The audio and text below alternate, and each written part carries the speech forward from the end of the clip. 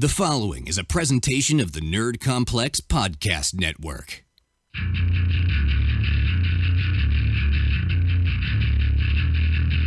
We would like to welcome you to Audio Suplex Live, brought to you by the Nerd Complex Podcast Network.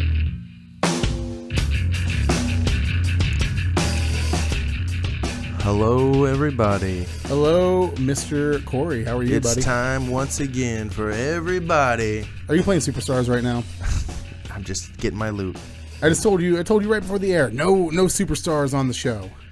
We only talk about superstars. That's all we talk. This is a superstar show. This is the superest of the star shows because this is the meat and potatoes. This is the outsiders. Hold on. Why do you always use the term meat and potatoes to describe anything that we're doing?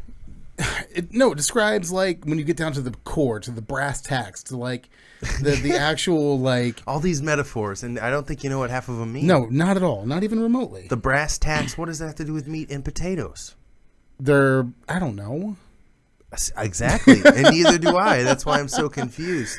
Oh man, what I mean by that is, how often do we get to do a show? We're gonna listen in as we dive head first into brass tacks. Our brass tacks, meat and potatoes. You know, a cavalcade of things that we're gonna talk about through nefarious means. Nefarious cavalcade. You got you're just trying to get T-shirts printed with these sayings on it. I have actually, because you know me, man. I am so you're King Ross in this. I'm 100% King Ross in this. The second you guys can purchase a Nefarious Means Travis T-shirt from Audio Suplex Live, that'd be a cool shirt, actually. Yeah, just black shirt, white. Put letters. it in that like the death hardcore metal font that you can't read. Oh, Nefarious Means. I love it. That would be a fantastic shirt. I would wear my own shirt. I would wear that shirt. Awesome. Well, you guys can look forward to that at shop.audiosuplex.live pretty soon. What would my shirt say? Your shirt would just be a pair of sunglasses. Oh, yeah. That's an easy and a beard. That'd be easy enough. Yeah. I actually, friend of the show, Dan Taylor, a good buddy. That's another thing you say a lot. Friend of the show. Congratulations to him, by the way. He just got married? Just got married. Yeah. Congratulations. He actually, I believe it was him that mentioned that we have like one of the furriest wrestling podcasts. Beard Club. Yeah, Beard Club. Hashtag, we'll have the Beard Club That t-shirt. will be our t-shirt. The first ASL t-shirt? I think we should. I would fucking people that don't even like wrestling would wear a Beard Club shirt. Joe's got kind of a beard going on too. He's got like a little a goatee beard. Got a little goatee for look at that. Stroke it, Joe. Stroke the goatee. There it is. Okay. Nice. And the curly mustache. See, he's got it all. Yeah. He can have his own with the mustache because they all all the Bullet Club guys have their own version of it. Yeah. So he can have the curly mustache one. Yeah. You can have a booger hanging out of yours or something. I don't have a. I'm just kidding. That's good. That's good. All right. It's on your keyboard now. It's cool. So the reason now that we have like gotten completely off the rails that I say this is the meat and potatoes, or let's call it the outsiders. This is the original three. This is it. This is Audio Suplex Live at its core. This is Travis. This is Corey. This is Joe. And we're talking wrestling. This is what Audio Suplex Live, when you boil it down to its basics, this is what it is. I love to boil meat and potatoes. We love our friends. We love the cavalcade of friends who come through here. We love the Ajaxes and the Matt Good friends and the Joshes and the pre-show shot stoppers, Sean. We love these guys. These are our friends. Mm-hmm. But this is the A team. This is this is where the money's made. We're not the B+ players that we've made ourselves out to be. We are the prime time players, sir. Don't you ever think otherwise. We are the equivalent of the prime time players when it comes to wrestling podcasts. Oorah, oorah, oorah. All right. You're Titus? Yeah. And I'm Darren Young. Are you kidding me? Yeah. That's how I'd see it. Would you open mouth kiss your kids? What makes you think TV? I haven't? On TV. So what are we talking about this week, Corey? Well, in keeping up with the tradition of June, we're going to do a June pay-per-view recap from years past. So we're going to do Money in the Bank 2010. Yeah, so super exciting. The 7-year anniversary. Now, when we were talking about doing a retro pay-per-view this month, this is your pick. I did pick this one. So, you know what? I kind of wish I would have picked a different one, a different Money in the Bank, but this ended up being a good one to pick though, because, and I didn't know this, because this is in the dark period where neither you or I really watched WWE. Correct. And I didn't know this going into this. This is the inaugural Money in the Bank pay-per-view. Yes, they had several matches before this that were Money in the Bank matches. This was the very first Money in the Bank pay-per-view. Right. Traditionally, they were on, I think, WrestleMania was Correct. when the Money in the Bank match was. And then, not to mention that, but this is also the first time that they've had 2 Money in the Bank ladder matches, one for the World Heavyweight Championship on, I want to believe, I want to say it was Smackdown. Yep. And then At Raw the time, had the WWE title. So they had 2 Money in the Bank ladder matches on this event as well. So First time for everything. yeah. So this is your retribution for me making you watch WCW Uncensored in 1998. Yes. So this month, it's Money in the Bank, and then what are we doing next time? Next month, in honor of Great Balls of Fire, we will be reviewing you know me, man. I'm a big WCW guy. I want to still go back into the archives and get some of that out. We're going to be doing, I believe, Great American Bash 1989. That sounds right. So Sounds Corey, terrible. give us a little bit of background on Money in the Bank 2010. Absolutely. So this particular event took place on July 18th. So this one actually was not a June pay-per-view, even though I said that's why we picked it. It took place at the Sprint Center in Kansas City, Missouri. So incidentally, because this year's Baron Corbin is from Kansas City, Missouri, isn't he? Yeah, yep. And then this year's is actually that just passed on Sunday, which is also today. St. Which Louis. is That was a crazy pay-per-view. it was happened. fantastic. The ending there, that last bit, the final shot of the night with the belt and the thing. And they brought back Asuka to win not only the women's Money in the Bank match, but the men's one too. Unreal. Cashed in both briefcases the same night. This will be the last thing I ever talk about wrestling is this, because I'm done.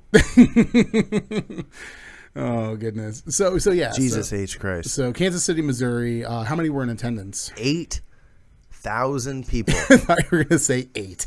8 people. There was definitely 8 people there. There was probably a couple more than that. Not very much. Only 8,000. So that's a relatively small pay-per-view crowd. Yeah. Although not that uncommon of like your B pay-per-views, not your big 4. So your non-big 4, they typically are and smaller. Yeah. So it's not that crazy. There was 169,000 pay-per-view buys. Not that that means anything to anybody. There were 8 matches on the card, so we're going to go over all 8 of those. Yeah, and so there was one for SmackDown and one for Raw. So the card is a dual-branded pay-per-view. Yeah. So Interesting. well, I'll mention the dark match that you cannot watch on the network, so there's no way to confirm or deny that this is fact, that this happened. But Santino Marella defeated William Regal in a dark match in 4 minutes and 36 seconds. That is all the information available. Another note is that the commentary team was comprised of Michael Cole, Jerry the King Lawler, and Matt Stryker. Stryker, I believe, representing SmackDown. Yeah, he was on SmackDown. And then Cole representing Raw, and then Jerry the King Lawler representing neither. Raw as well. Okay. I think Raw was JR, Jerry, and Cole. I can't remember that. Once again, at this point in time, full disclosure, Corey and I really weren't watching WWE at this time. Like, a lot of the names and the faces are obviously either still around or have gone into success elsewhere, and are obviously familiar enough that we can commentate on it. But in the same sense, we definitely weren't there for it when it was happening. So. Yeah, it's kind of hard to. Although I did the same thing I did with that WCW pay-per-view we did. I just tried to really pay attention to the commentary to get an idea of where the stories have gone leading up to this. See, I had a hard time with the commentary because I was actually... They don't do a very good job. WCW did a better job painting telling the backstory. I mean, Michael Cole tries to do it a lot, I notice, at least nowadays on TV. Not so much on this pay-per-view, but... Stryker was pretty bad on commentary throughout the entirety of the show. Yeah. That's why he was on ECW. Jesus. So there might be a couple gaps in terms of like story where we kind of like don't know exactly what was going on. I didn't care. Or you just didn't care. There's definitely 1 or 2 matches where I didn't really care what was. We'll get into that with the women's title match a little later on in the card. How did you know what match I was talking about? Because you and I share the same feelings. What a waste of time. It was so bad. But let's get into the beginning of the card. The bread and butter. They'd opened up the meat with and potatoes of the card here. The brass tacks. Let's get down to the brass tacks of the card here. The SmackDown Money in the Bank ladder match. Who was all in this one? Oh, well, there was Big Show, which he had a special ladder built for him. It was fantastic. Because a normal ladder could not hold his weight, and he proved it in this match. So we had Big Show, Matt Hardy, Christian, Kane, Kofi Kingston, Cody Rhodes, Drew McIntyre, and Dolph Ziggler. So a lot of names of guys that are still in the WWE wrestling today. Not all of them, obviously, but some big names in there. Yeah. And this was 7 years ago. So And a recurring theme that I don't know about you, but for me, it was interesting to see like where a lot of these people have gone since then. Because obviously you had like Drew McIntyre was kind of a younger name in this match, and he was getting a pretty decent push. Just being he in looks the so match. much better now, though. Oh yeah, he looks so much. He aged a lot. The beard and thing. He looks more rugged. He looks like someone. He looks like a star now. Like then he looked like a kind rookie. of a baby face. Yeah. Kofi was the IC champion going into this match with that really terrible belt that they had.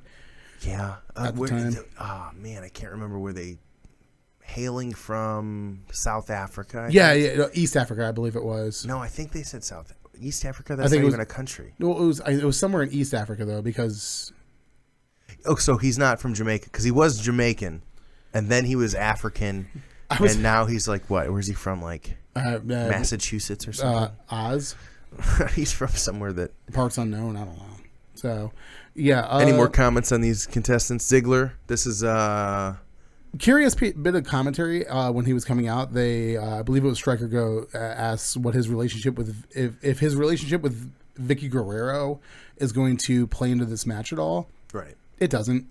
It does not. Doesn't at all. That's something that Striker would probably say. But you know, it gets. I think he said that just to kind of get people talking. Like, oh well, maybe something will play out. Fantasy book before as the match is playing out. I do have a couple notes from the entrances here. Okay. I love Christian's old theme when I think this is when he was using I believe it was Story of the Year did the theme for him. Yeah, that sounds right. Yeah, super good. I love that theme song. One of my favorites from probably about that era. I agree. Matt Hardy, huge pop. Yep. The people pop for him very, very hard. This is in the middle of the Dashing Cody gimmick. So I'm familiar with that. I don't really know what Matt Hardy was doing storyline wise in 2010. Part of me wants to say that that's when he was feuding for the U.S. title, but the U.S. title was on the other brand. So. I feel like that was before. Yeah, this is after ECW, so he was already an ECW champion at this point. So I don't even know what Matt Hardy was up to at this point. So, Kane, Big Show. It's amazing to see how much better the Big Show looks now. Oh yeah. Crazy. He looked so, I don't want to say bad, but he was definitely packing on the weight around 2010. It seemed like it was, if we had rewound the clock back to 2010, I would think he's close into the end of his career there. Yeah. So what do you got? For some match notes? The match came in, I'll give you the match time, even though we haven't really talked about the match yet, but 26 minutes, so a pretty decent length. That's I would say that's on the longer end of the spectrum when it comes to these type of matches. I already mentioned before, Big Show had a supersized ladder.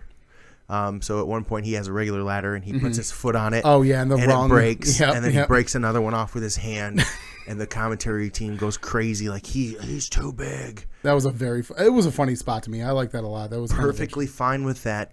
Other than later, they don't have a special ladder, but Mark Henry, who is 450 pounds.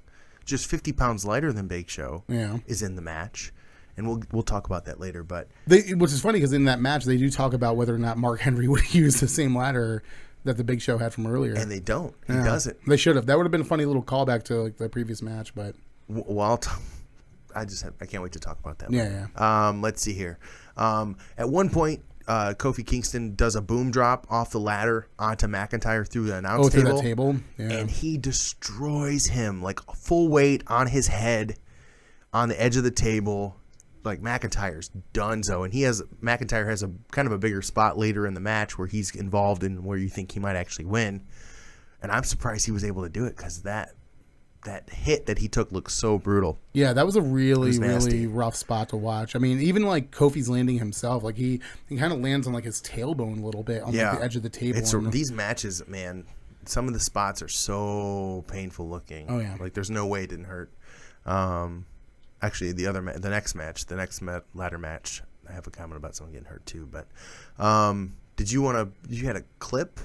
So there is. I don't want to talk the finish of the match. Yeah, we're going to talk about. Yeah, this clip but there first. is one spot in the match that. So I watched this the other night for the first time with Sean Paul, actually from Erectile Dysfunction, one of our other Nerd Complex shows. Him and I watched it over at my house, and there's a spot in the match where, and we have a clip of it, where they're covering Big Show in ladders, and then somebody, you know what, Joe, just play the clip. Just.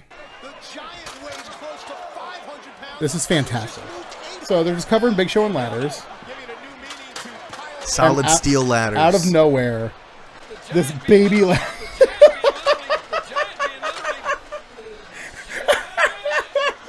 What is the point of a ladder that small?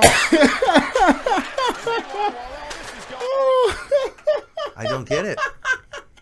Pointless. I almost fell out of my chair laughing. I'm sitting. Hornswoggle. Oh my god! That spot of that.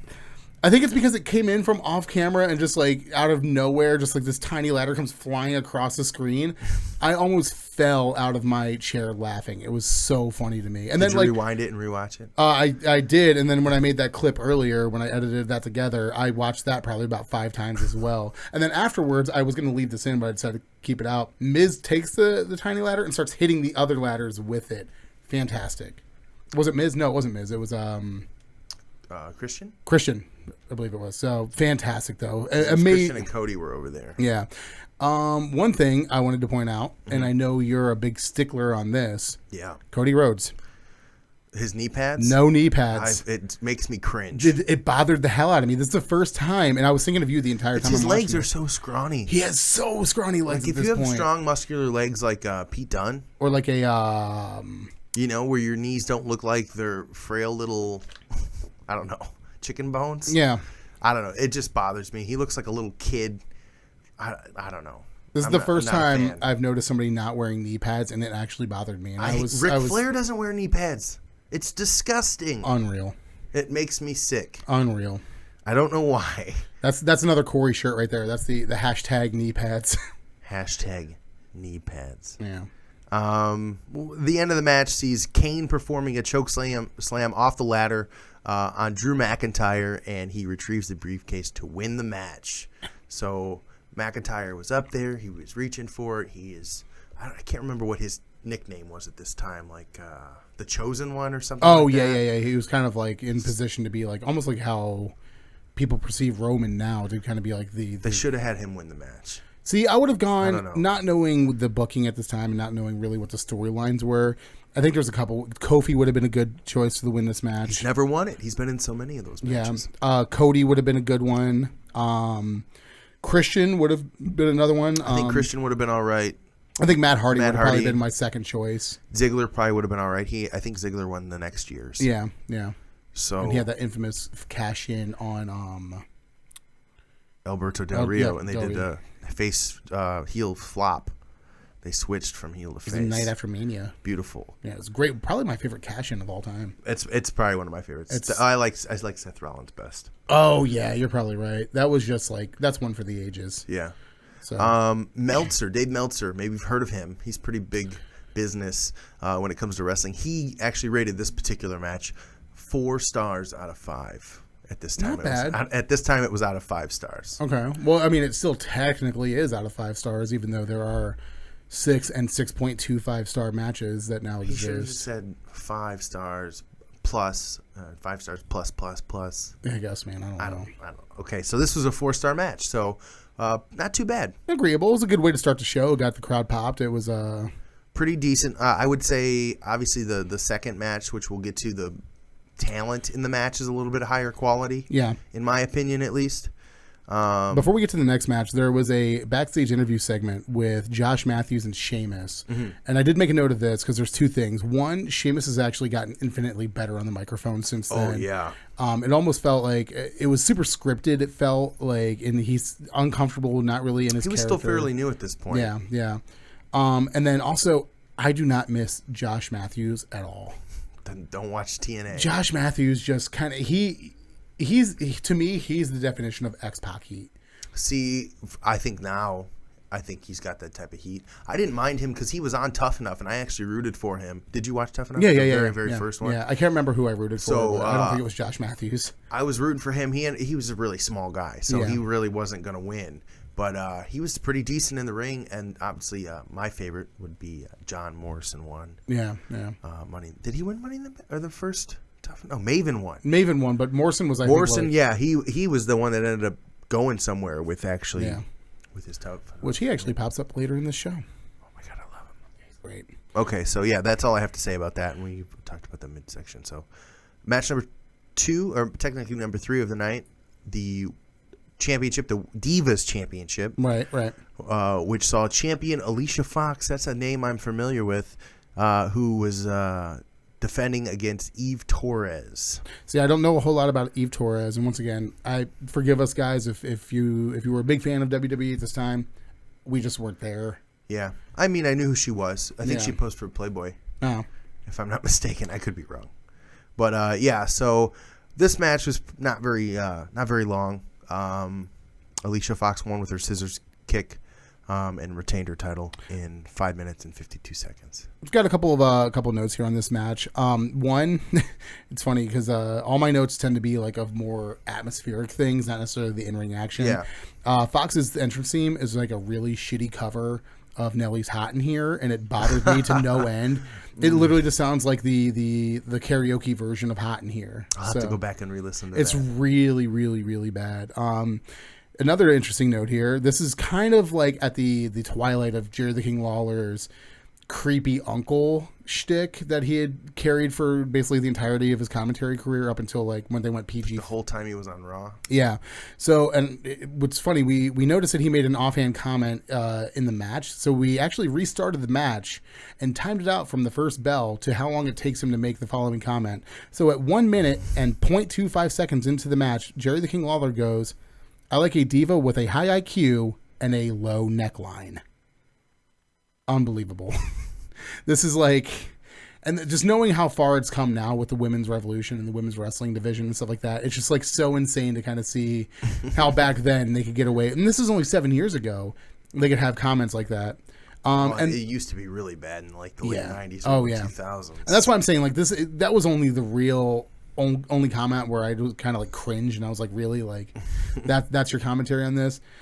So it was at like the twilight of that era of commentary, but even still, it was definitely cringeworthy. I mean, it was the Divas Championship. It's not like it was the Women's Championship. Which is funny because, and you and I were talking about this before we went on there, this match was actually not too bad, comparatively speaking. Compared to the other match that happened. So the Divas title match was pretty decent. Alicia Fox carried the whole thing. She was a phenomenal. She surprised me. Yeah. I didn't realize that she was in the ring, like, doing the moves. Like, it seems like she's all right now, but she was actually not that bad back then. I saw shades in that match of like stuff that I see like your Sashas and your Charlottes and stuff like that doing now. Like I see those guys doing stuff that she was doing in that match. So, you know, maybe I'll have to go back and watch some more. She's 23 at the time, Alicia Fox. She had just started wrestling. She was actually discovered by John Laurinaitis, who was flipping through a magazine, and she was a model in a magazine, and he pointed her out, and that's how she became a wrestler. Really? John Laurinaitis found her in a magazine. I did not know that. She was a model. I'm telling you. Thank you. You're welcome. But she was 23. She's 30 now. Yeah, she looked good though. She put on probably the best women's performance of the entire show, sans maybe Maurice climbing the ladder in the Raw match. Natalia she was only at ringside for the tag match. I thought she looked good. She looked okay. The crowd was all behind her. Yeah, which is Tamina was in that match too, which is weird. Yeah, it's like, oh wow, these people are on SmackDown, and they're gonna wrestle at Money in the Bank last Sunday. Just seeing where everybody was 7 years ago, and we talked about this on the Money in the Bank pre-show a little bit with the Usos, and we'll get to this with the next match that we talk about. Right. Seeing them where they're at now with the actual characters that they have and the actual... They figured out what's working for Exactly. So, yeah. Well, let's move on to that match. Yeah. Unless you had any other... No, but I did want to talk about the segment in between the matches with Jack Swagger on the cell phone. Do you remember that segment? Yes. So they did this backstage segment with Jack Swagger talking on the phone to his mom. Listen, I'm sorry. I don't care what Dad says. The only thing that I can think of is that he reminds me of every kid who's ever played Call of Duty on Xbox Live telling his mom to shut up in the background. Like, Mom, shut up. I'm playing Xbox Live. Like, that's all I got from him on that cell phone conversation. Like, just give him like a Mountain Dew t-shirt and like a Turtle Beach headset and he send him off to the races. That's all Jack Swagger to me is. It's so funny. Suffering succotash. It's like, don't let him talk. So, it was pretty bad. All right. So, okay. Anything else? That's it.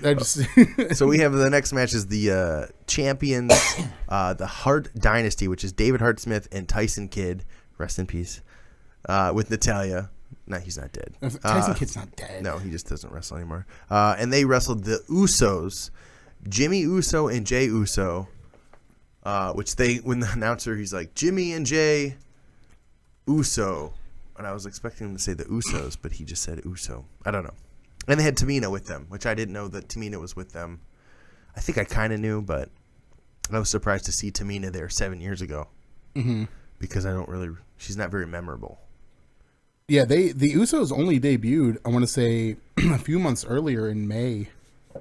I'm reading it right here. So the Usos, on the May 24th, 2010 episode of Raw, the Usos and Tamina made their debut as heels by attacking the unified WWE Tag Team Champions, the Hart Dynasty. Yeah, I meant to look up why the titles were unified. Why were the titles unified at this So time? they actually had a unification match. It was, I want to say it was WrestleMania the previous year or the year before that. For SmackDown and Raw's tag belts? Yeah, so I actually have notes about this. So the lineage of the belts that we have now on Raw are actually the lineage of the unified tag team titles. Okay. Because those so the unified tag team titles ended up becoming the copper belts that the New Day broke the record with initially. Right. Those actually follow the lineage of the SmackDown tag team titles, which were debuted in 2004, I want to say it was. Right, with Chris Benoit. Yeah, Chris Benoit and Kurt Angle winning the belts. Yeah. So at that point, there were also two tag team titles. There was the SmackDown ones, which started then, and then the WWE titles, right, which went all the way back ended? Are those done? Those are done. Those have no lineage whatsoever now. So when they combined the SmackDown and the Raw titles, decided to keep the SmackDown. They kept the lineage of the SmackDown titles. Why? Because I believe it was the SmackDown team that won. I can't remember who it was. Wow. It was actually on the So were the tag belts defended on Raw and SmackDown then, or how did they do? Because Raw and SmackDown were still separate at this point. They were unified April 5th, 2009 at WrestleMania 25 on the pre-show, no less. It was the Cologne. So it's been over a year and they're still carrying around two belts? Yeah. They didn't for over a year. Yeah. And then I'm assuming they defended the belts on both shows? Yeah. Let's see right here. The World Tag Team Championship was decommissioned in August 2010 and the Unified was dropped from the name. So literally like 2 months after this show is when they dropped the Unified gimmick and came out, I'm assuming with the new belts. That sounds... It's been that long since we've had the copper ones that long. It may not be. I hate the copper belts. You don't like the copper belts? Hate them. Well, I like the SmackDown ones. Yeah. So that's why it was like a big ballyhoo when the New Day broke the records. They technically broke two records. They broke the SmackDown tag team title record, which was held by I want to say Brian Kendrick and Paul London. And then they broke the old record, which were for belts that were defunct at that point, which was held by Demolition. That's the big one with the 400 and whatever 26 Even though it's days a different belts lineage. Yeah, so they technically have had the longest tag team reign of any tag team belts that WWE has had. So yeah. Wow. A little history of What did you think of the match? Match was okay. It wasn't crazy. The Usos obviously they were still new at this point, so were the other two. Pretty all new guys. Even the valets are new too. Yeah. My cavalcade of new. My biggest takeaway is that how much everybody's progressed from this. Natalya hasn't aged a day, by the way. That's not true. She looks to me. No, she looks. I exactly thought she looked like same. A different person. No, see, I thought she looked exactly the same. So Tamina looked older. Tamina looked very different back then. The Usos looked like little boys. Yeah. Davey Boy Smith looks like a little boy, but that's just his face. He's got Tyson's kid's hair is fucking stupid. I don't like his haircut. That's when he was doing like that little little bit of hair flippy thing at the front. It was so bad. Don't shave your head and have that. Let's see. This match was 5 minutes and 53 seconds, so one of the shorter matches of the evening. Yeah. Not the way I would have booked it. I mean, the Usos were coming in hot. This would have been a good time to put the belts on them, but I mean that's because they were the newer team. They debuted literally 2 months previous to this. Yeah. So. I wonder what they did to deserve a title shot. I also wonder what the tag divisions look like in this time in WWE. Like, what kind of tag or contenders were there? I don't know. Because there's no other tag matches on this card. I don't know, and all these guys seem like singles guys. I'm looking right Interesting. Here. Yeah, no, the Usos. Okay, so the Usos defeated the Hart Dynasty for the first time in a 6-person mixed tag team match on Raw on July 12th. So a month before the pay-per-view. Yeah. Interesting.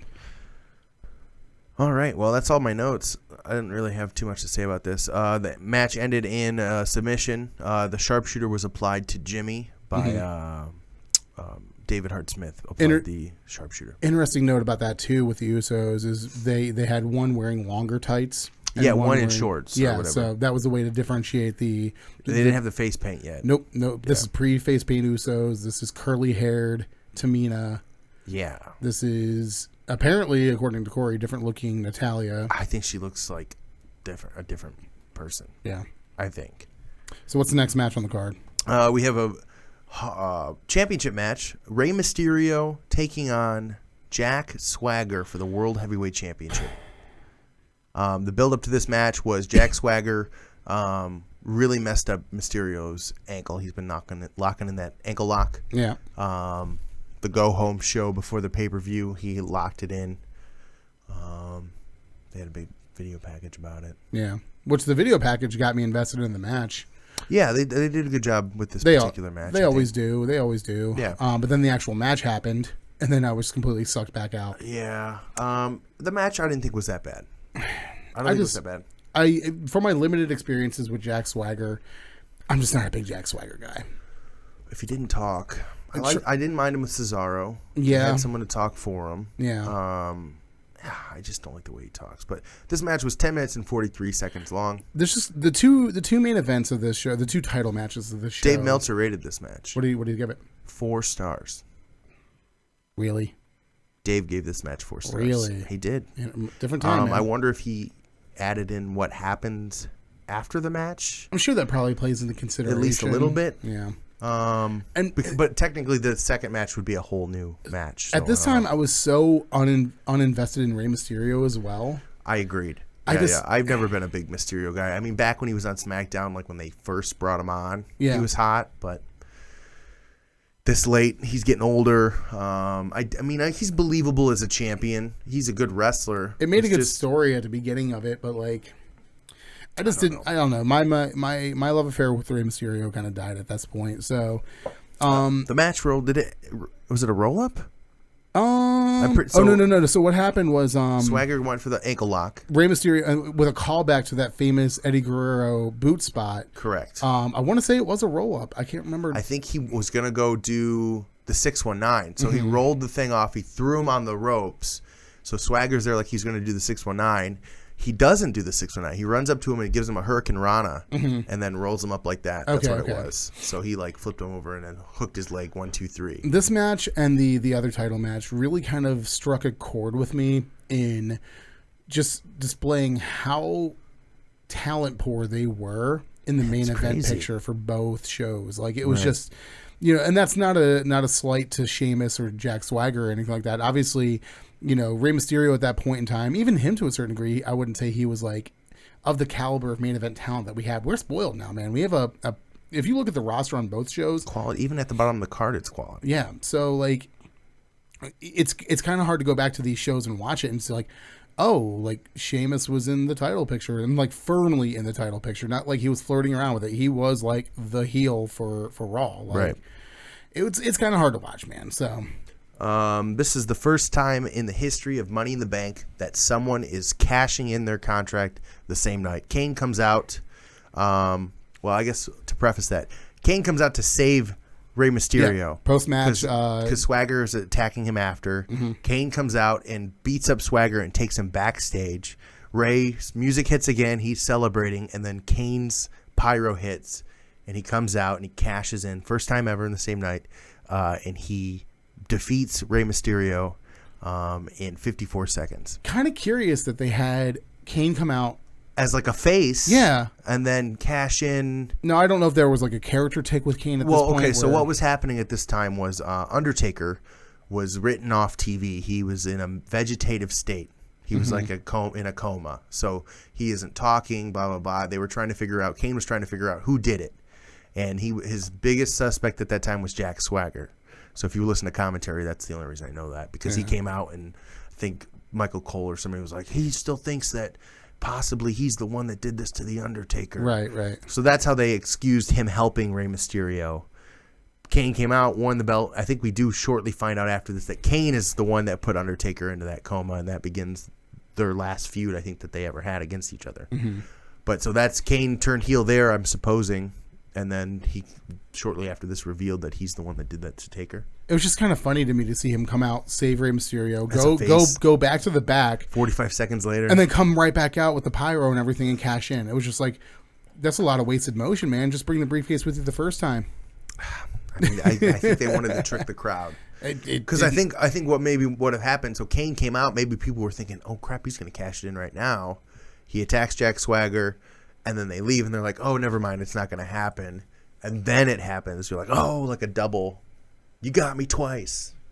The old WWE switcheroo. The switcheroo. They're classic famous move for then, that. yeah.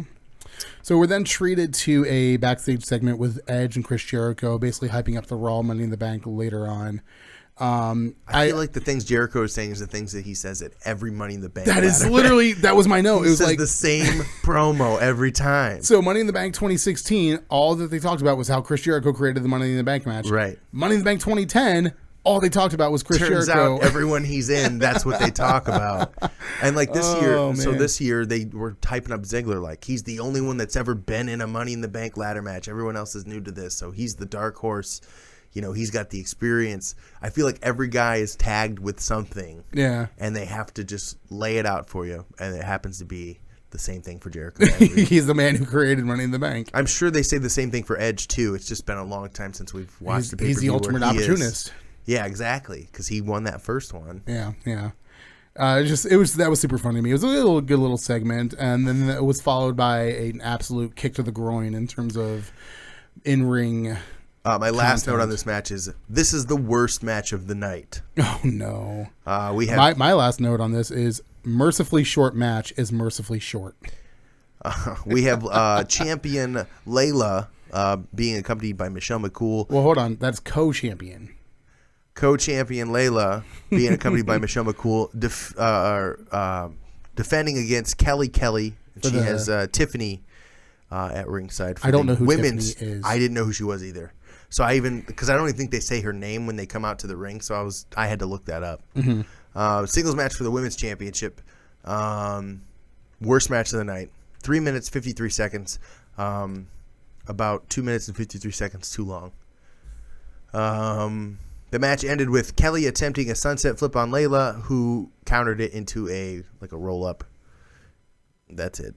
There was a little bit of interference or kind of teasing interference from the outside from the two outside ladies. I did like the fact that, okay, so they're going with this whole Lay Cool's BFFs. Right. They each had a belt, which is kind of cool. Like, I like that they each had their own women's title belt. That was actually, and I love that old women's title belt design. Like, that was really good. That's the belt that China held. Lita. Oh my God, the Divas belt is terrible. When they unified them, they should have kept it the women's championship, not the Divas championship. I'm not going to excuse them, but the butterfly belt was ugly. But also they had a lot of stink on the women's championship belt, because you got to remember that's also the belt that was defended in countless bra and panty matches and pillow fight matches. And I get it. Although the women's belt now is a whole new lineage. Like, they dropped the Divas lineage, they dropped the old women's title lineage, and rightfully so, because the old women's belt was held by freaking Harvey Whippleman at one point, dressed as Harvina. Like, I didn't know that. Yeah, at that point you just got to get rid of the women's title, get rid of the stink of the old belt, get rid of the Divas belt, and then they did a right job at WrestleMania a couple years ago when they debuted the new women's championship. It's fresh, it's new. They're no longer divas; they're women's wrestlers or women's superstars, and that's the right way to do it, because this match right here is a prime example of some of the stink that they had to get off of the women's division. Like, it's not as bad as it was, I think, during the Attitude Era, but to preface something I said a little bit earlier about Alicia Fox, these women wrestlers were models that, management and WWE were like, hey, you're hot, or hey, you have a good look, let's teach you how to wrestle. Not, hey, you have a passion, you've always wanted to be a wrestler, you've been training for years, you're going to get into the game. It's no, you're a model, you're beautiful, that's what we want to sell anyways. You don't even have to be good at wrestling. This is the time of this is the era of the diva search. This is the era of the, it's literally just a beauty contest, and there was no, and then some of them went on to be better, like Alicia Fox is obviously still with the company. We were talking Sunday sometimes. We were talking Sunday about Maria Kanellis. She came from the diva search, and like, God bless her soul, she stuck around the wrestling business after. She was hot shit in TNA for a long time. Yeah, and you know, her return Sunday at Money in the Bank was absolutely insane when she like No one scissor expected kicked, it. Yeah, she kicked the faces off of all other 5 women. I don't know. What? Did you watch the same thing I watched? No. Let's not talk about Sunday's pay-per-view. I'm still a little sore on the outcome of some of those matches. So. Welcome to Audio let's move Suplex into- Live, where we play with the space-time continuum. Like, it's Sunday, but it hasn't happened yet. But it's Thursday when you're listening to this, so it has happened. Oh my god! Stop confusing the audience. Sorry, Let's guys. continue on. Let's separate ourselves from this garbage match, the women's championship match. I'm dead. Layla wins. I'm dead inside. Mercifully short match is mercifully short. My last one is literally worst match of the night. Like I So knew, there were still more matches to be had. I knew- One last little thing. Yes. Did you pick up on the Daniel Bryan chants during this match at all? Well, this was the one I was least paying attention to. The crowd broke into Daniel Bryan chants, and if I'm not mistaken, this is actually He was fired? He was still fired at this point. Yeah. So this is part of the whole Nexus versus John Cena shtick and John Cena's shtick, and like it was cool because this is like the first time I think maybe that you hear that like the crowd really getting invested in Daniel Bryan. Obviously, it didn't happen until like 2013, I believe it was. They or really dicked 2014. him around for a long time. So, Yeah. but look at him now, baby. Yeah. He's got a But all the kid. places he'll go. He's got a kid. He's got a wife, a Gonna go to beautiful wife. Ring of Honor soon. Yeah, New Japan Pro Wrestling, but close, Oh, that would be cool. or both. Maybe I'll do them all. Oh my god. Let's talk about the next match. Let's go. This is the second Money in the Bank. This is the Raw Championship title, so the WWE title. In the match, including in the match, we have Randall Keith Orton, Chris Jericho, the United States champion at the time, The Miz, Edge, Evan Bourne, John Morrison, Mark Henry, and Ted DiBiase. So a lot of guys in this match. A lot of guys in this one. I mean, there's a lot of guys in the other match too, but these matches are stacked. Like nowadays, your Money in the Bank matches are maybe 6 guys. So they had a pretty big roster, I guess. I love John Morrison's slow motion video during his entrance, where when they he comes back to WWE, he better have that stuff. oh my god, he was a rock star, dude. He was so, how they like. I get like, Johnny and Nitro, man. I've heard a lot of stories about John Morrison having a lot of backstage heat because I believe at this time he was in a relationship with Melina, and that garnered him a lot of heat. But at this point in time, he was probably, if not the MVP of this match, the MVP of the entire show. He was a gem in this match. He was in every major spot. That one spot that we'll talk about where he was propped in between the ladder. Oh my god, insane! And he's the only one who could really pull that off at this time. good. Yeah, he was fantastic. I can't wait to read through my notes because we're already talking about him. All right, let's see. So this is for the WWE Championship contract. This match was 20 minutes and 26 seconds, so 6 minutes shorter than the SmackDown ladder match. But I would argue just as good, if not better. I would say this one is better in my opinion. Dave Meltzer rated this match 4 stars. Okay, So 3 4-star matches on this card. I find that hard to believe, but I can't believe the Swagger Mysterio. No, I wouldn't have given maybe that. the build. Maybe the build had something to do with it, which we weren't a part of. I Yeah. don't know. So you mean to tell me that Swagger Mysterio is 0.75 stars worse than Don Bate from Takeover Chicago? Apparently. Okay. Apparently. I don't Uncle know. Dave, Dave, what's going on? come on, man. Come back to us. Refigure this system out. Come back to us. You need to re-rate every match in history to make it accurate to the new scale. Oh, goodness. So Michael Cole states as The Miz is walking out for his entrance that Michael Cole, he's like, as unlikely as it is, I think Miz is going to take this. He is my dark horse of the match. Which, spoiler alert, Miz wins. But I'm wondering how often Michael Cole picks the winner as the dark horse. It'd be kind of cool if we could go back through history and like see what are the odds? Like if there's Yeah. a tell, like if Royal a Rumbles or- certain commentator always gives it away. like when Savage used to wear the white hat, that means he would win. Or like when Flair wears red trunks, he loses. Yeah. Is that true? I mean, I'm sure he's got too many I've heard matches. that, but what other color trunks does he wear? He's worn a ton of different colors. He had yellow ones, blue ones, green ones. When he was in WWE the whole time, Black at ones. the end, I feel like he was always in red. Huh. Well, he put a lot of guys over then too. Jesus Christ! I wonder In if his, that's like, true. last If runs. that's true, and you know, comment. I want to know. He wore red. I believe he wore red trunks when he lost to the Undertaker. He wore red trunks when he lost to Shawn Michaels. I want to say at 25. Yeah. Jeez. Okay. Yeah. My next two notes are: I love John Morrison. Number 2, I miss John Morrison in WWE. I'm gonna get our one F-bomb out of the. I have my notes here. There's one name. God Almighty. Well, thanks. Now I can't do it. I literally all caps just John fucking Morrison. That's my notes. He's so good in this match. Since we're talking about people, the way they look, I said Orton looks 20 years younger here. No wrinkles on his face. The last 7 years, he's a lot scrawnier. The last 7 years has kicked his ass. But his face, he looks so much younger. Yeah. Like now you can see his hair's gray, his beard's got gray in it, even though it's real short. He's aged. Interesting note for this for me, I missed a large chunk of his time as an announcer. Mm-hmm. I do not like Justin Roberts. No. He just, the way he his cadence and the way he announced people, it literally grated me thin. Like it actually that's like my first note is Justin Roberts sucks at announcing. Yeah. He's just, I don't know. I'm sure he's a nice guy, but yikes. Miz, nuclear heat on his entrance. So he's been panned by fans since day one. Yeah. Which, at the end, we'll talk about the end. He cuts a promo. Yeah. I wrote that I missed Edge. Yeah. Although this is towards the end of Edge. I think he's almost done at this point. I think he had 1 or 2 years left in him, and then he kind of called it one after that. He's so good in the ring. He's so good. Maurice?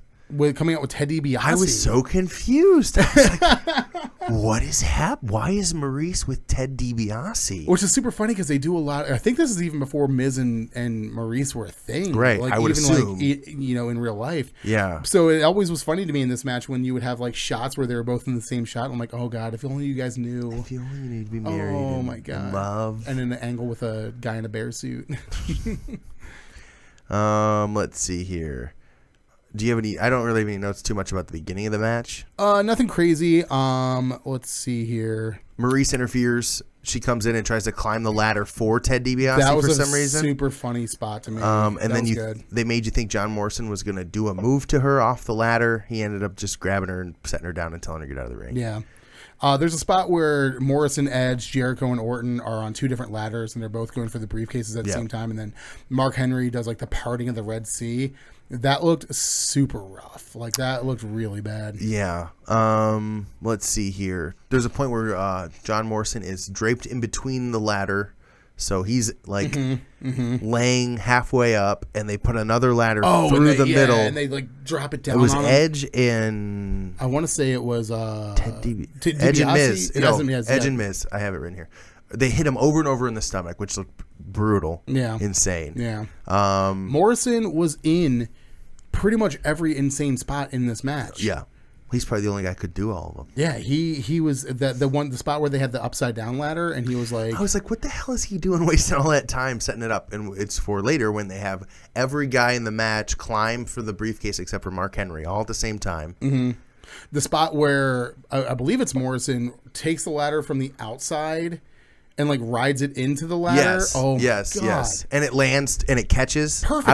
I was waiting for it to slide down and have him jump on it, but it landed perfect. It caught, and then he was able to run up. That was sweet. If you guys want to watch something, go back and watch this match and just watch Morrison. He is an absolute blessing in this match. This is a really good. So this is where I call back to having Big Show having a special ladder where the first time he tries to climb a regular ladder, the weight of just his right foot snaps the bottom rung of this ladder, right? We see Mark Henry climb the ladder several times in this match. Yeah. We just talked about there's a spot where 7 of the 8 guys in this match are all on the same ladder. Yeah. I was going to go through and figure out all the weight of all of these guys and add it up to what ridiculous more than 500 pounds the Big Show weighed. I didn't, but I wanted to. That's insane. But it was how do you book that? That was the main thing. It's the writers on the show for Raw and SmackDown just didn't communicate at all. Couldn't communicate. So didn't they're have each other's phone numbers. We got this idea for this cool ladder for our match, so we'll write that in the storyline. And Raw's like, we don't even watch SmackDown, so we don't even know. Yeah. So that was kind of frustrating. Let's see here. Orton attempts to retrieve the briefcase, but the Miz pushed the ladder, causing Orton to fall. He then retrieved the briefcase to win the match. The Miz wins. The crowd was bummed. When he got the microphone at the end and he's cutting that promo, it's very similar to what he's doing or what he was doing on Talking Smack. Like you can tell that's kind of where it started. But I thought it was a pretty decent promo. He's always been a pretty decent promo, but that's calling out the fans and saying how he deserved it and all that kind of stuff. Yeah, he's always had that cadence and that ability to. He's a showman. He's a purebred just showman. Like he's not the best wrestler on the planet, although arguably in the last year or two, he's definitely shown that he can hold his own, especially in his matches with like Ambrose and his matches with like Ziggler and stuff like that. Like he's had a great year in the ring, but he's always had that really good ability to cut really good, concise, and entertaining promos and to get the crowd genuinely against him. And it feels like it wasn't written for him necessarily. He's just kind of, as his character, telling the crowd how he feels, which when it's natural, it's good. And he does a good job at that. My last note of the night is Miz wins, it's sick, crowd is salty. Oh, yeah. The crowd was not. Super salty. Because did they want Randy to win? Because Randy was about to win, so I don't know if the crowd was that the crowd. I don't even know if there was like an odds-on favorite. We didn't talk about Evan Bourne at all, who felt like he wasn't even. There's one spot where Randy Orton hits an RKO on probably Ted DiBiase or somebody like that. He hits the RKO, and as he lands, Evan Bourne does his shooting star thing. Is it a shooting star press that he does? I believe so. He does it and lands on Orton right after Orton lands hitting the RKO. So that was kind of Orton sick. lands on his back, and then Evan Bourne does his move on Orton. That's the only thing I can remember at all. In the first one, in the SmackDown Money in the Bank, it felt like every guy, although some of them were kind of like odds that they were in the match, everybody felt like, okay, you could possibly win the match because you could get a push from this. Evan Bourne felt like he shouldn't have been anywhere near this match. I believe this is his second Money in the Bank match, hilarious, too. So, because they were saying when they come out how many times if they've been in more than one. And some of them I'm like, really? They've been in more than one already? You got to remember at this point, because Money in the Bank started, I want to say 2005 at WrestleMania 21, which I think was 2005. I don't know for sure. So at that point, there's been 5 years worth of Money in the Bank ladder matches to go off of. So yeah, that's all I have to say about that match, though. Yeah, Evan Bourne went on to have a pretty decent. He's in Impact now. Yeah, Matt Sydal. He looks good. Yeah, grew the hair. He's got out. long hair. His abs are marvelous. It's a big fan of the reefer, if you know what I mean. From what I hear, allegedly. What a piece of scum. Unreal. It's illegal in 48 states. It's illegal in less than 48 states. I don't know about that. I don't know how that works. How do you even smoke pot? I don't understand. With your heart. We're gonna move into our last match of the night, the WWE Heavyweight. No, just the WWE Championship. Well, you would never know because this is another note. Spinny belt. I thought Cena only had the spinny belt. No, they went to that belt design for a long time. It was the default belt for everybody, which made no sense because he got it because it was special because he has a wrap, I guess. And he had the spinner. When the spinner U.S. belt was around, it was only when he had it. They debuted they got rid of it. They had the spinner belt for a long time. I want to say they locked it so it didn't move anymore. They introduced it. I want to say in 2005 because he won the belt initially at WrestleMania 21 from JBL, and then he I believe debuted the spinner belt shortly thereafter. You sure it wasn't like 22? 21 he won the belt because he won the U.S. belt from Big Show at 20 and then won the world title at 21. So they've had the spinner belt in some capacity at this point for, once again, about 5 years now. And they went with that belt for like the longest time. And I think it's ugly. It was terrible. That's my least favorite WWE title design of all time. I agree. It's bad. I agree.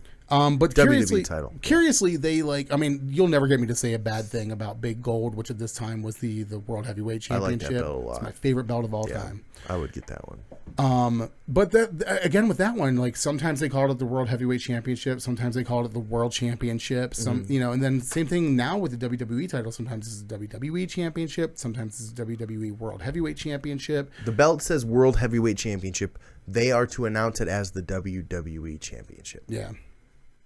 That's what they're supposed to call it. Yeah, because one's the World Heavyweight Championship, which is the big gold, and the other one's the WWE Championship. Right. But nobody can seem to get their shit together when it comes to the name of these belts.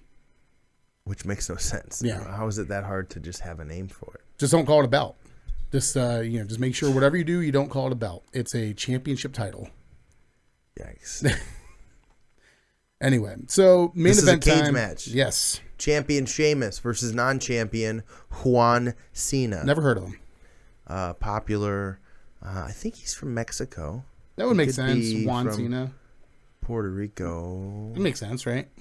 So, I don't know. No, he's from Boston, Massachusetts. That would be West Newbury, West Massachusetts. Newbury, Mass. Which is that new? That's got to be near Boston, right?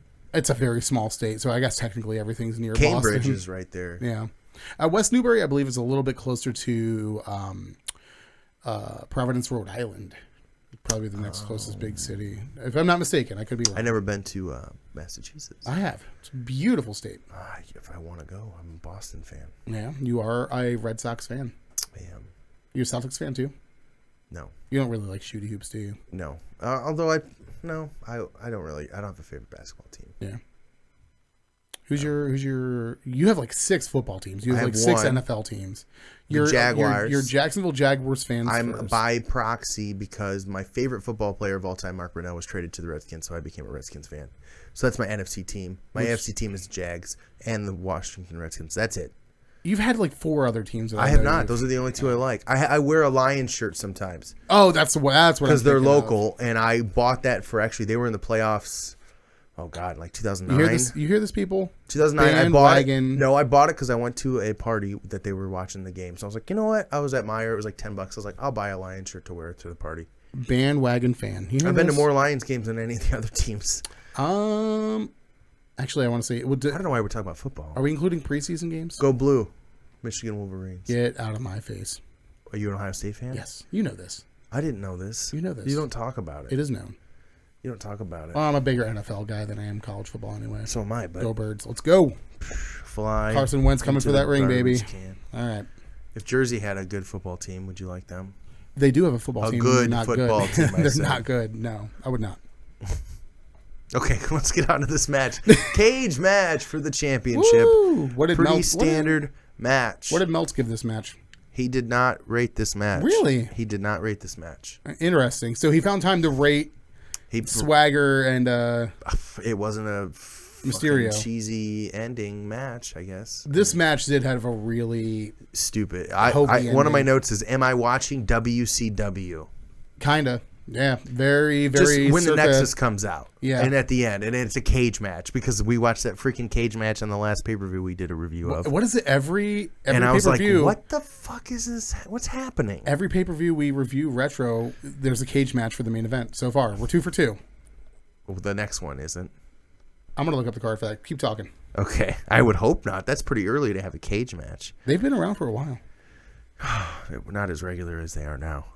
So let's see. The Nexus comes out, interferes. Michael Tarver, a guy that did not stick around very long after the Nexus thing ended, came out holding a pair of bolt cutters. The referee actually stole them from him and ran backstage to save the match. I thought that was kind of cheesy. Wade Barrett then demanded the key to the cage door from another referee, but that referee threw the key into the audience, into the crowd. Let me interrupt to you real save quick. the match. So the next pay-per-view that we're doing a retro pay-per-view for is Great American Bash 1989. Is there a cage match? The second to last match is a War Games match, which is where 2 cages and 2 rings were put together. It's the Road Warriors, Midnight Express, and Steve Williams with Paul Ellering and Jim Cornette. Ellering. Against the Fabulous Freebirds. 30 years ago. And then Samoan SWAT team. So with Paulie Dangerously, no less. Jeez. I told you this card. Okay, I'm interested. It's stacked. I'm interested. I don't want to. I was going to look it up, but I don't want to know any of the. All right, but I will tell you that there is a cage match. On Great American Bash 1989. Wow. So we had to continue this trend. Every retro pay-per-view we do has to have a cage match. Yikes. All right, so again, this is where I wrote. Am I watching WCW when I saw him throw the key in the crowd?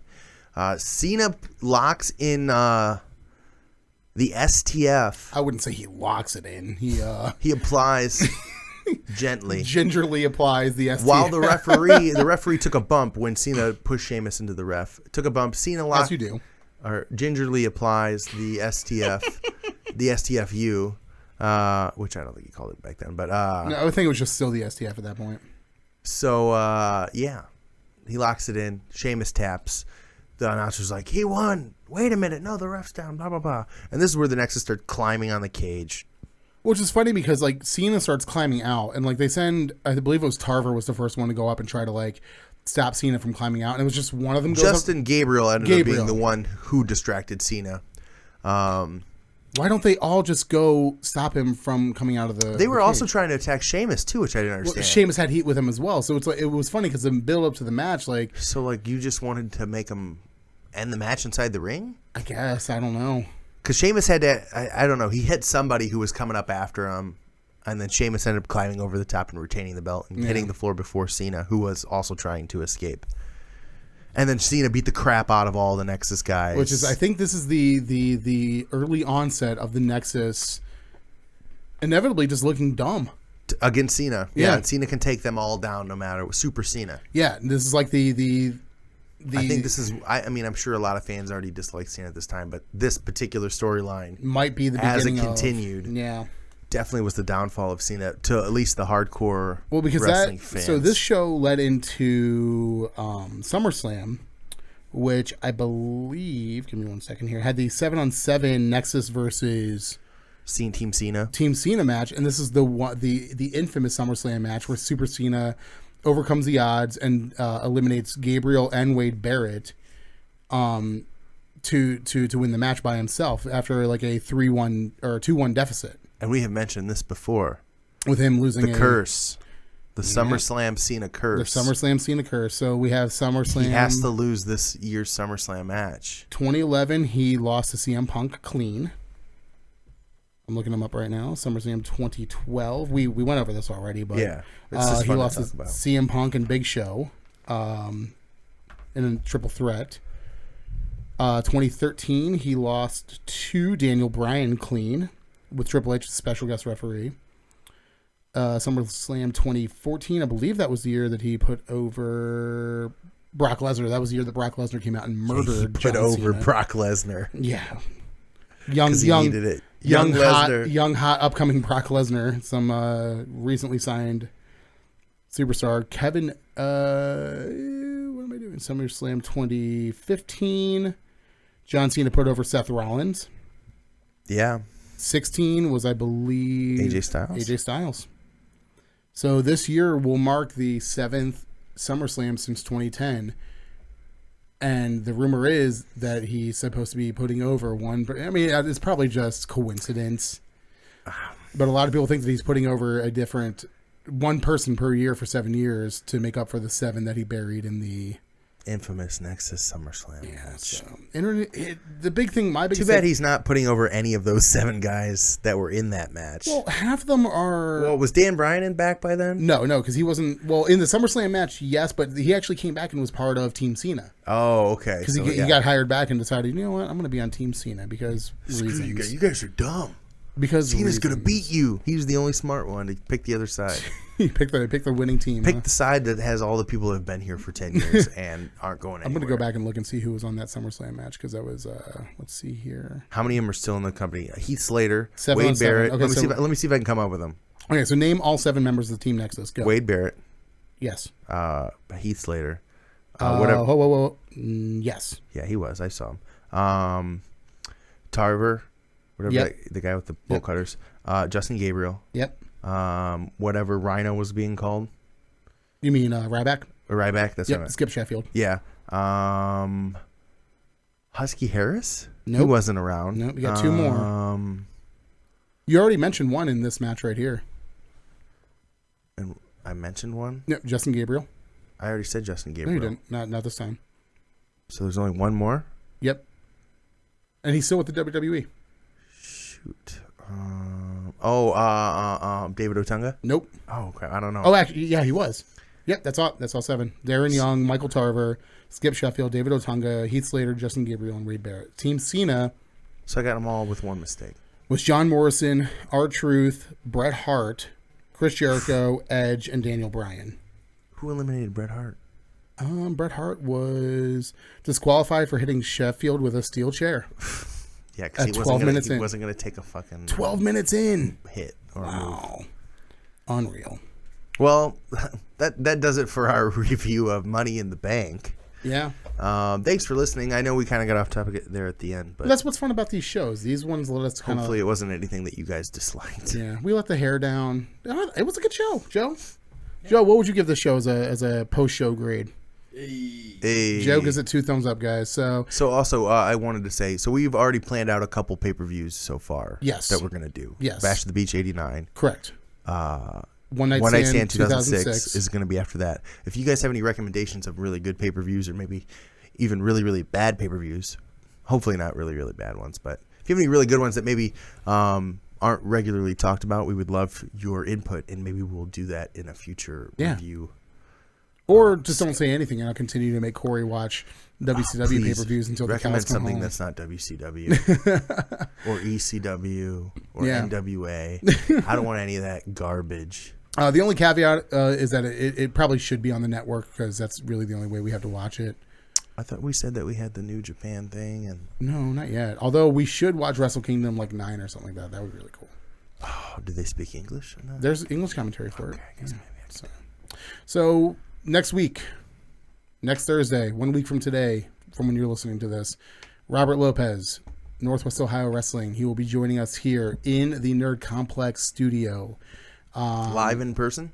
Live in person, live and in charge. So Sweet. It'll be a good time. So we've had a couple of the Northwest Ohio Wrestling guys in here with Alan Graves and Alex Jordan, and we're going to bring in the Vince McMahon of NOW. Yeah, so we're bringing in the big guy. We're bringing in the big guns. So the week after that, 2 Thursdays from now, the first annual First of many. The first annual Audio Suplex Live Thus Far Awards, awarding the best in WWE thus far. For this year thus far. So we've Corey and I have come together with a crack panel of experts, aka myself and Corey, And some people that don't watch wrestling. We asked about that. We asked them what they thought. And we've come up with a couple categories of stuff that we want to award from January to now, awarding some of the best and maybe some of the worst of the year thus far. So you guys can look forward to that. That'll Open be discussion. We're going to have a whole award show. Yeah, that'll be a really good show. So a lot of cool stuff coming up here. We got Great Balls of Fire preview special coming up, and That's like the week after that. Yeah. On a Sunday. Yeah, we've got a lot of cool stuff coming up here for you guys. So make sure you guys tune in. Give us a like on Facebook. Subscribe on YouTube. Follow us on Twitter. Instagram is going insane right now.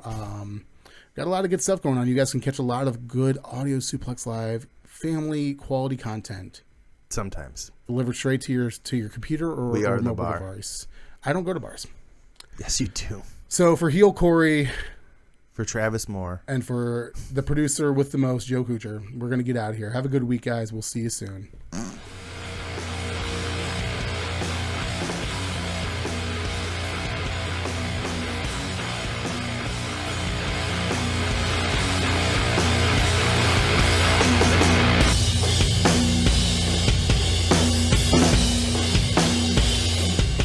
Hey guys, we would like to thank the band Wax for our intro and outro music.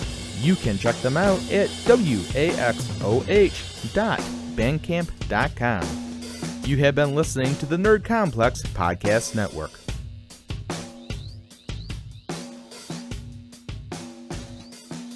You've been listening to the Nerd Complex Podcast Network.